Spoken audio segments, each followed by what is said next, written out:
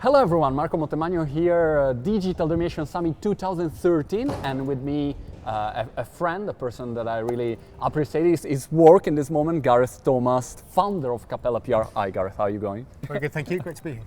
So Gareth, I was talking with so many speakers during this Digital Domination Summit, and one topic that I think we miss is the PR.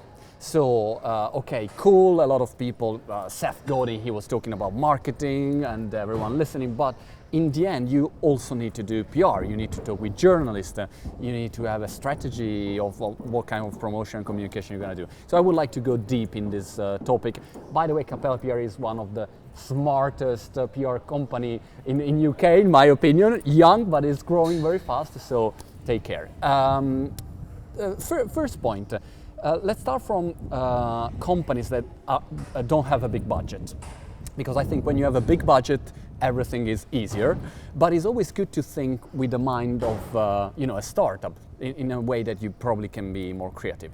So the first point that I would like you to elaborate a little bit is about a startup. So if you're a startup and you want to launch your idea, your project, or your product or service, where do you start from? I mean, you start to write to journalists and say, hi, I'm here. You start to write a story, an idea. Where do you start from?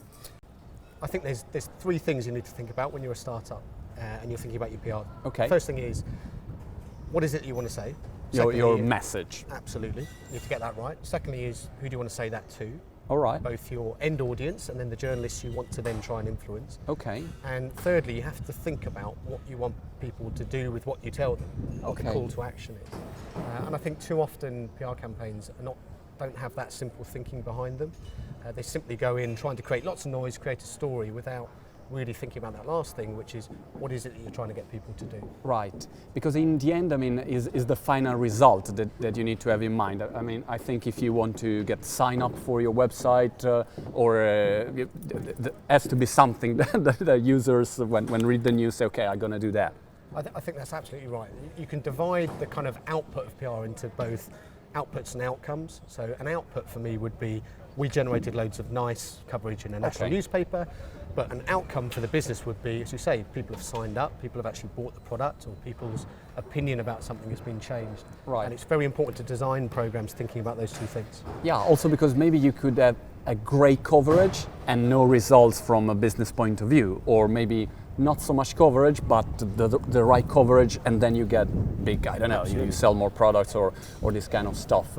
And you say the second point is thinking about who you talk with. Mm-hmm. And do you think it's different the way you talk with the message that you give to the journalist and the message that you want the journalist to deliver on the media? Are two different messages, or you only want one message? I think it's probably one message, but what PR is about is, if you think over here, you've got what journalists want to write about, which is the story, what's going on in the national agenda or whatever, and over here is what you as a business want to talk about, and what PR tries to do is marry those two things up, trying to find a common middle ground. And the best campaigns do that. You know, they tap into what people are interested and excited about, which is what journalists therefore will be writing about. Okay. And then they marry that to a really strong brand message. Tell me one thing, Gareth, in your experience, if I have to start from scratch, you know, and obviously I have my company or my product or my service, and I want to get a buzz around it. Where do I start from? I mean, okay, there is all the pay word advertising. Okay, forget for a second. Where do I start from? I start from journalists. I start from websites. What's in your mind? I think once that you have this, message and you have clear your strategy. Well, I think the first thing is to get the message right. Okay. And I think one of the traps that lots of people who are starting early stage businesses or new products or whatever fall into is they have invented something they're quite rightly very proud about, and they often think it's absolutely unique. No one's ever done it before. This is something that no one's ever seen before in the world, which is fine. But when you're talking to a journalist, that doesn't always help. So what you need is a frame of reference. You need to compare what you're doing to something that people already understand. A good example of that would be when the film Alien was originally pitched in Hollywood. What they talked about, the pitch for that film was, this is Jaws on a spaceship. Okay. And that sold the film because they already knew that Jaws had been a massive, phenomenal seller, and they could understand where this was going to go. So I'd say that's the first thing, get the message right and make sure you don't just invent something completely new. Then where do you start from in terms of talking to? So yes, you can go directly into journalists using an agency like Capella. Okay. But the thing that we tend to say with early stage startups is to think about social media. So there's a lot of things that you can do yourself without having to spend enormous amounts of money. So start a Twitter feed, get yourself on Facebook. If you're a business-to-business company, start thinking about a LinkedIn profile and start connecting with people that way.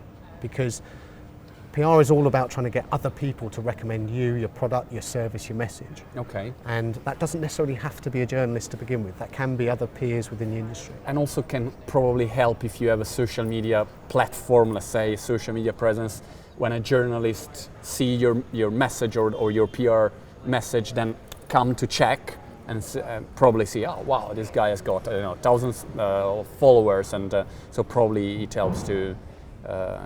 Yeah, I think that's right. It starts to build credibility, which is what you need as a early stage business. When you starts to show that other people are interested, and therefore, Mr. Journalist, your readers may be interested. Okay. You've been talking with tons of journalists during these years, and my question about journalists is always, what's the right way to be in touch with them? If it's a long-term relationship that you build with journalists, if it's that you really try to provide value to them, or the big scoop, or what's the right way, do you think, to deal with journalists? I think the first thing is you've got to understand, you've got to put yourself in the shoes of a journalist, understand what their life is like. Most journalists today are ridiculously busy. Their editorial budgets have been slashed. They're thinking about a million things. So that means brevity is really, really important. Okay. We, as an agency, we think about a thing called a story in a sentence. So a bit like the Jaws on the spaceship, we try and think how can we get a message for a company across very, very quickly to capture the interest of a journalist. Now that's really important these days because, not just because journalists have less time, but it's also because some journalists will only take pictures on Twitter, for example. Okay. So if you've only got a few characters to pitch a story, it necessarily has to be short. So I think that's the important thing, is to think about, put yourselves in their shoes, understand who they are writing for or broadcasting for, so you understand what their audience are going to be interested in, and then get it as short and brief as possible. Don't worry about all the puff around the side, just cut right to what the story is.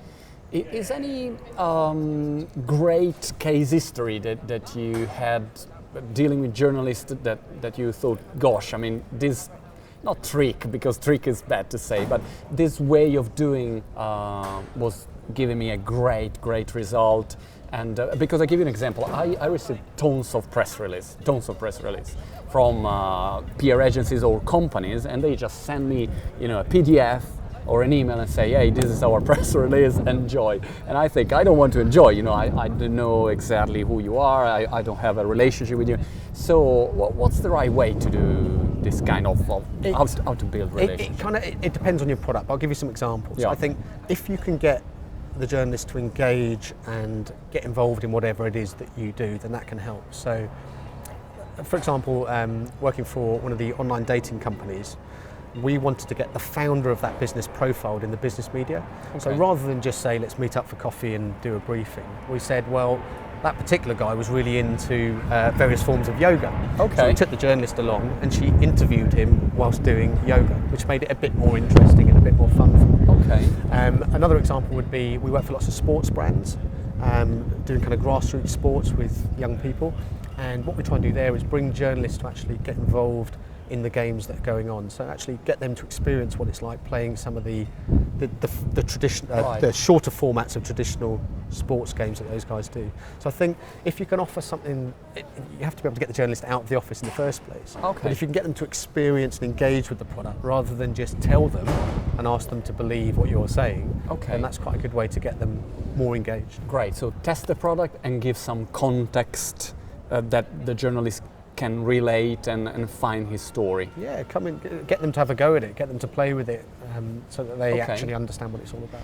And do you work a lot with what's hot in the news? So like there is, I don't know, the election of the prime minister, and you say, okay, I try to find an angle on this for a client. How does it work? Absolutely. So news jumping, as we would call it, is absolutely key to what we do. So you watch everything that's going on. Okay. We, as an agency, we get lots of information about what's coming up in the news tomorrow or next week, and then we try and marry our clients' stories to what's going on there.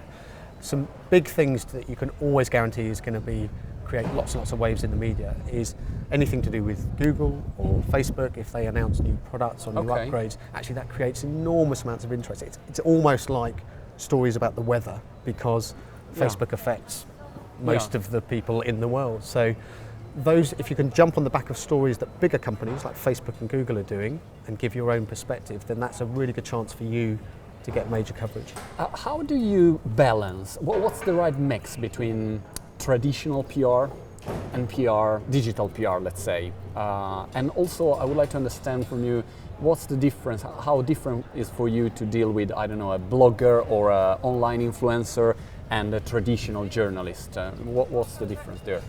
Well, it's a good point, because PR always used to be about traditional media, so newspapers, magazines, radio, TV and so on, and of course social media has changed that, because there are some very influential voices out there that don't belong to an established media organisation.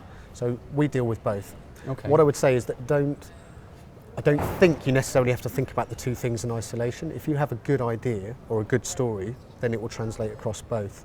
And I think quite often people think that the traditional media takes its stories from social media. Actually, it works both ways. Okay. So I wouldn't try and do one or the other. I would try and think about a brilliant idea that's going to get people excited, get people talking, and then you can hit both mediums, social media and traditional.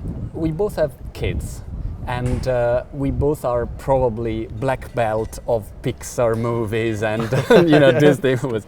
And I'm always really intrigued by the fact that there are stories, I don't know, Cinderella, or stories that are living for 80 years, 90 years, 100 years. Yeah. But the story is very simple, but still people get passionate about, and they have emotions and so on. And I was studying a little bit how Pixar is building their stories, and in the end the stories are more or less the same always. Is anything changing in the PR world, like from when you start to now? The stories that are pitched by journalists or by bloggers or by influencers are different, or is always the same, and you just have to find the right... I think it's a really good point you make about storytelling, and I think actually as somebody who's trying to promote a product or service or whatever, you can learn a lot from traditional storytelling, like Pixar or Disney or anything else, because the fundamentals of what makes a good story I don't think are ever going to change. I think what has changed is the medium. So whereas we used to pitch a story to a journalist to go in tomorrow's newspaper or next week's magazine with a press release and some written comment, now actually stories that we package up have to include all sorts of different stuff. So it might need video, it certainly needs much more kind of multimedia that's shareable, because most journalists today are not just writing for a newspaper or broadcasting on television, they're working across multiple different mediums, and they need content to use on those different mediums. Okay. I'm asking to all the Digital Domination Summit speakers their favorite two apps, whatever, that they really think, they use every day, and they think, gosh, for business this works like a charm. Do you have any particular app? Not for the kids, some speakers say, gosh, yes, I have tons of Angry Birds and Subway Surfer. No, I say no, for business. That's a good one. I mean, you probably won't like the first one, because one of my favourite apps is TED Talks. Okay. Because for me, starting and running a business myself, it's a really good way to get kind of inspirational thinking from some of the leading thinkers, much like the Digital Domination Summit. WhatsApp is hugely useful for me, because quite often I'm overseas, travelling around, so actually keeping in touch with people, that's brilliant in terms of keeping the cost down. So there's two good ones. Yeah, excellent. Gareth, thank you very much. Gareth Thomas, CapellaPR, go to check their website, and good luck for everything. Thank you. Cheers.